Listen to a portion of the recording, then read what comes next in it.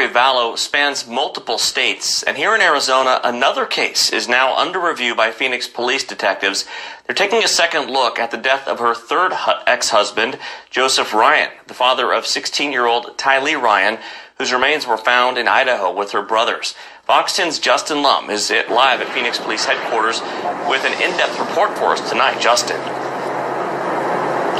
Well, Mark, it's been more than 2 years since Joseph Ryan died, but now an audio recording of Lori Vallow provided to Ryan's sister has surfaced, as well as other information. So Phoenix PD is now reviewing the case. Now, the history between Vallow and Ryan goes back more than a decade with a custody battle over their daughter Tylee. And for the first time, we hear from Ryan's former lawyer. Alleged audio of Lori Vallow from October 2018, confirmed to be recorded by someone in her religious circle, shares a disturbing statement about her third ex-husband, Joseph Ryan. I was going to murder him. I was going to kill him. On April 3rd, 2018, months before this recording, Ryan died in his Phoenix apartment. Sergeant Mercedes Fortune says a death investigation is now getting a second look. Just looking at it again, reviewing it, and making sure that there's things that maybe could have been overlooked but are being looked into now. The police report says Ryan's neighbor smelled a strong odor and noticed flies inside the apartment. A maintenance worker couldn't get in through the front door because of an engaged secondary lock, so he used a ladder to access an open window.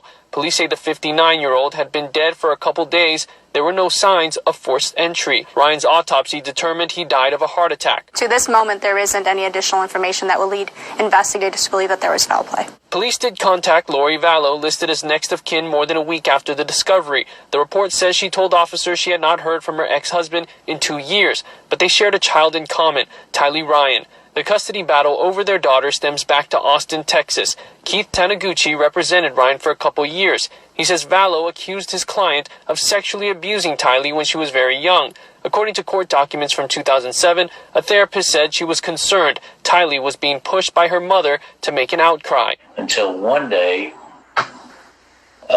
Tylee recanted. Another hurdle, visitation rights. In August 2007, Vallow's brother Alex Cox tased Ryan with a stun gun after a supervised visit with Tylee. Cox pled guilty to aggravated assault and did 3 months in jail. How Alex would know about a visitation that just got announced the day before at a location that's not a normal location can only lead you to the conclusion that Lori told him. He says Tylee was Ryan's whole life, and the fight to raise her drained him mentally and financially. Poor Tylee, growing up with that kind of starting from second year of your life, and you've been now being part of a conspiracy to deprive him of a visitation with her. It's just tragic.